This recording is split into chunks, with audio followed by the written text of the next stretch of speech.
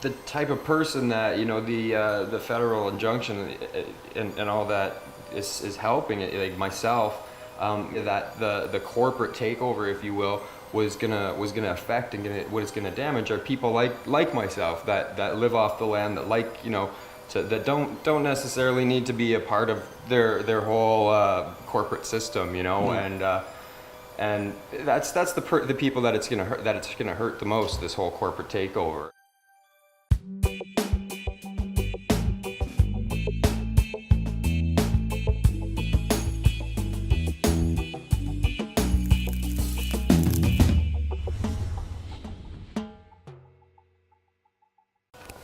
Welcome back to another edition of Cannabis in Canada with Jason Wilcox. This is day 3. We're kicking it here at Chad's house. My gracious host, who's been able to put us up. We kind of got a big trip ahead of us to head down to Redbeards and go for what's now, I believe, day 3 or day 2 for us of filming what's going on down there. We learned a lot of interesting things, seen a lot of interesting things. We've been able to bring to you guys holding hot glass, dropping it, and we've seen some crazy shit. And Chad, thank you for having us here. You've been a great host, yourself and your wife. And yeah, what have you thought about the Redbeard event? I know it's a bit of a drive for you to try to get down there, but it's what have you thought of it this year? You know, I haven't been out to Redbeards as of yet, and it's been a great event so far. I thought it was extremely interesting. So many different styles of glass blowing, and just to see the work that goes into it, and the workmanship, and the camaraderie that they all have, and just the fact that some of these guys, how they're doing when they're working on some of these things, there's like 5 or 6 of them working on one thing, and they're running around and hustling. That was all just to basically, from what my understanding is to basically just make tubes to then make other things from. So that whole process that we watched last night was just a process to simply make pulled tubes to then start the actual process. And they went through all that burning and everything. Yeah. That's what I'm wondering. Those gloves are probably very expensive, and you know, they went and I could see the smoke coming off those gloves, so I'm sure they're a little bit damaged. I'm interested in speaking to that gentleman if we can get him today. Was his name Nish? Nish, yeah. Yeah.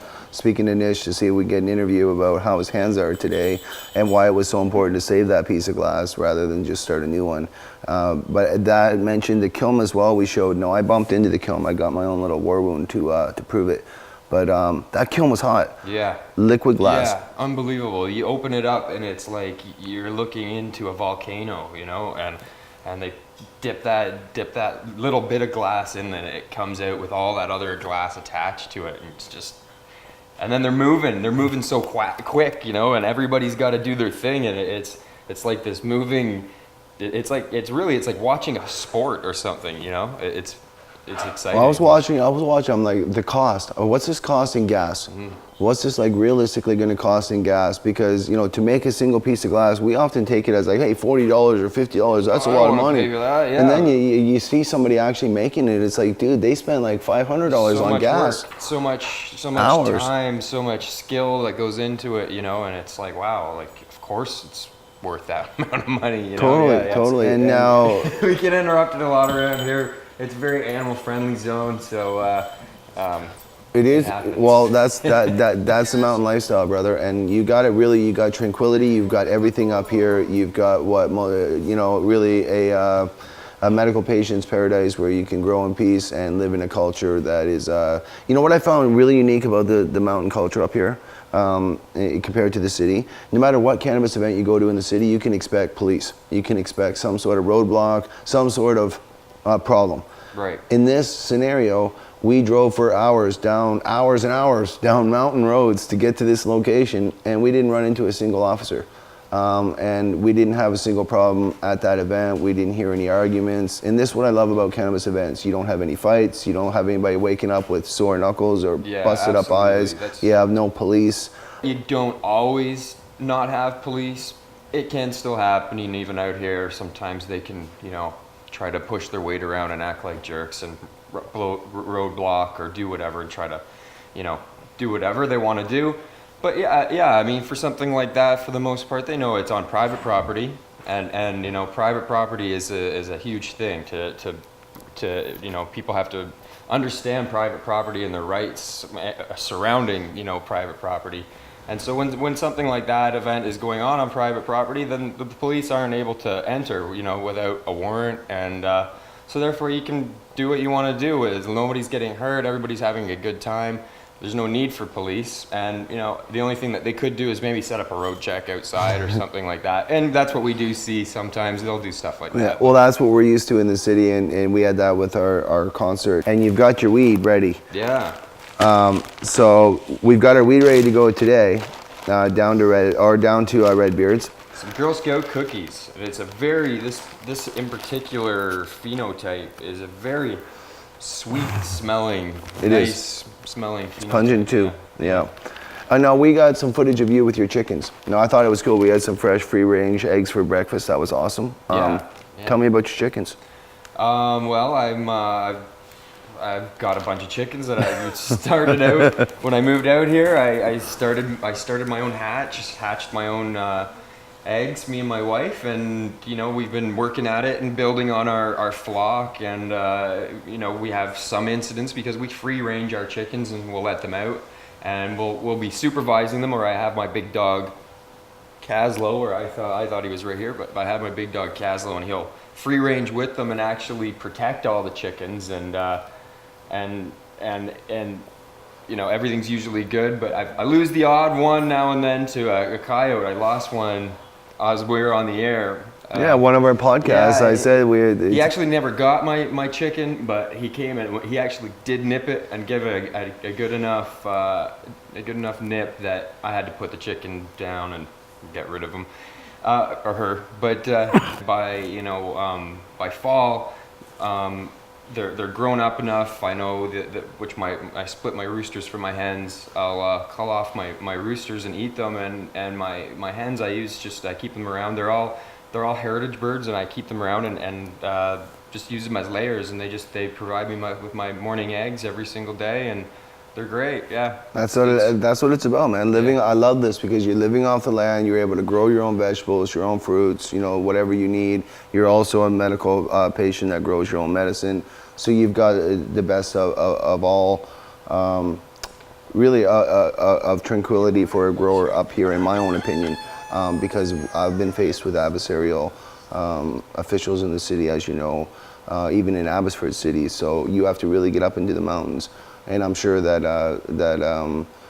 with time, hopefully we'll have a better way of moving forward. But really good on you, man. I mean, you live off the land, and you lead by example, and you set a good precedent. The type of person that the federal injunction and all that is helping, like myself, in British Columbia, that the corporate takeover, if you will, was gonna affect and what it's gonna damage are people like myself that live off the land, that that don't necessarily need to be a part of their whole corporate system, and that's the people that it's gonna hurt the most, this whole corporate takeover, and that's what I'd like to show people too, is the people that were out there with their baked goods and selling their edibles, or their regular gluten-free food, that just wholesome food that they've grown in their garden. Those are the types of people that all this corporate takeover of all our food and our cannabis and all this stuff is affecting, is really hurting.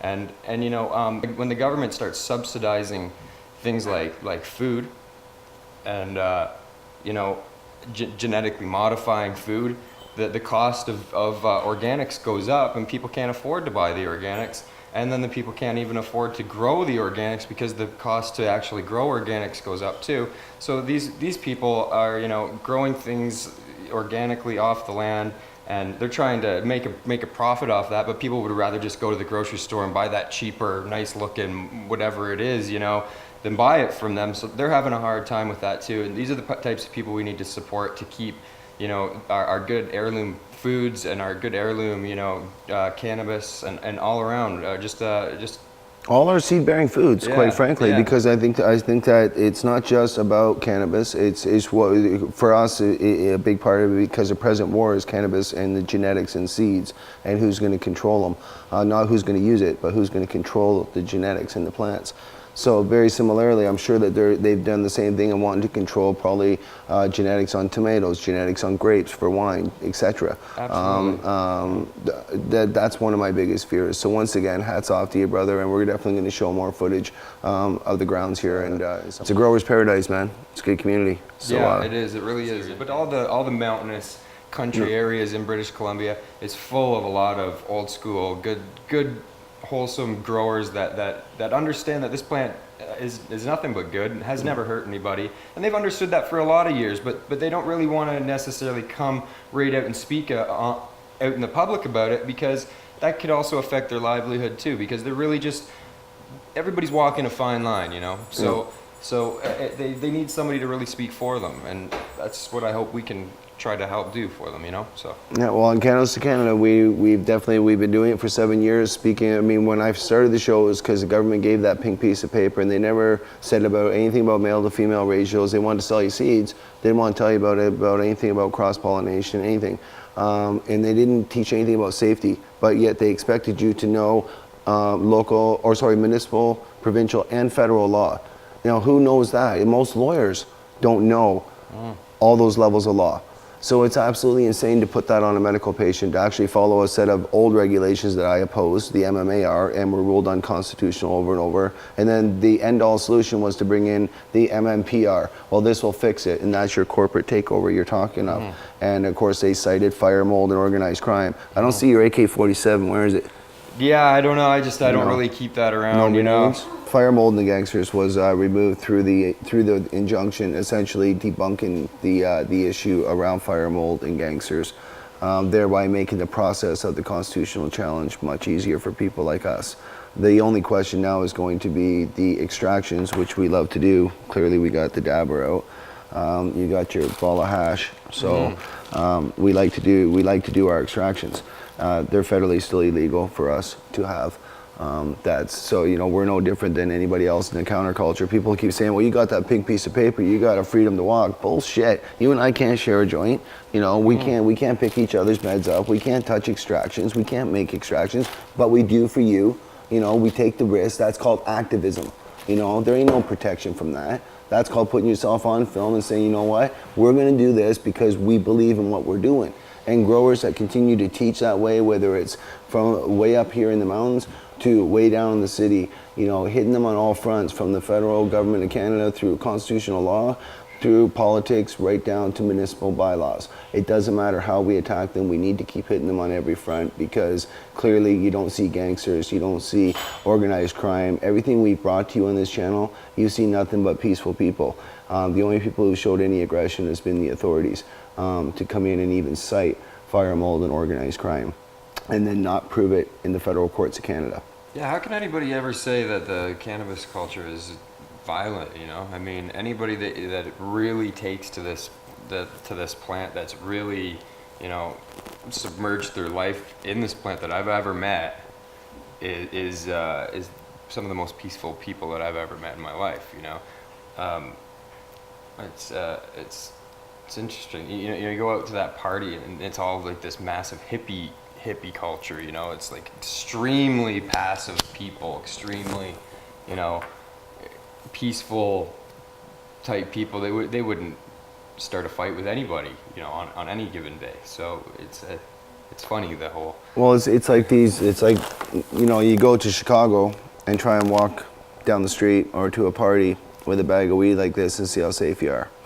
Now come to BC, walk around with a bag of weed at a farmer's market, be it 420 or be it Red Beard's glass gathering, Great Canadian glass gathering. We can walk around safely and nobody gets mugged, nobody gets robbed.